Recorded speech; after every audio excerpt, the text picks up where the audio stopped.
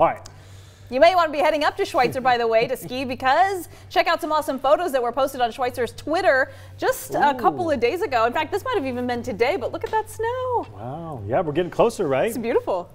They always hope, the resorts around here always hope to open by what? Thanksgiving weekend? Thanksgiving, that would be amazing. Thomas, can you predict the future? Well, here, in September, they start to get some of that high mountain snow, and even when we track our rain chances here, anything above 4,000 or 5,000 feet of elevation, it's all snowfall, and that's pretty much a shoo-in. So yes, Schweitzer Mountain, all the other ski resorts across the inland Northwest, they're already starting to get that base out there. So hoping for that La Nina, right? Yes, very much so, because the more snow on the mountains, the better for them, absolutely. But yeah, we got more rain chances to track later on this week, so of course that will mean more snowfall. Check out, first of all, the look downtown. This looks absolutely stunning once again for the fall colors. It's not going to be like this for all that much longer, because while downtown looks beautiful, well, the South Hill where our studios are, far less leaves already on the trees. They are coming down quickly, and I'm sure a lot of you have noticed it in your own front and backyards overall. Windy midweek, that's also going to push a lot more of those leaves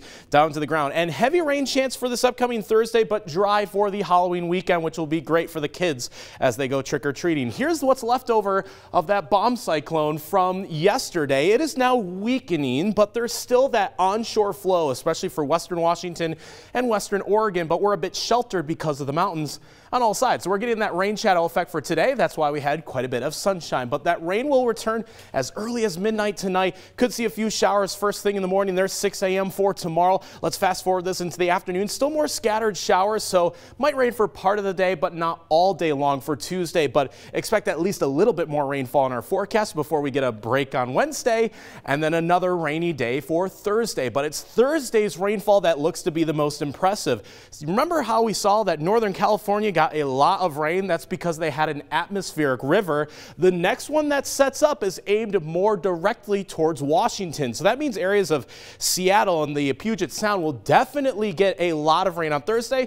Again, the mountains shelter us a little bit inland, but we do have a good chance for some heavy rain potential for this Thursday as well. But our rainfall totals look like they could vary wildly, from just 1/10 of an inch in Spokane to maybe 1/2 an inch or more in North Idaho. So we will still have to see how that plays on Thursday, but that heavy rain potential is certainly there. As for midweek, it will be windy. Here's tomorrow afternoon, still looking at 15 to 25 mile-per-hour winds, strengthening up to 35 miles per hour Tuesday night. That's while some of that rainfall is occurring. It will stay windy on Wednesday. This is the dry day of the forecast, so certainly windy for Tuesday and Wednesday, looking a bit rainy for Tuesday and Thursday. But if you're looking ahead at the Halloween weekend, that will be dry, but a little bit on the cool side, but we expect that. It is the last few days of October.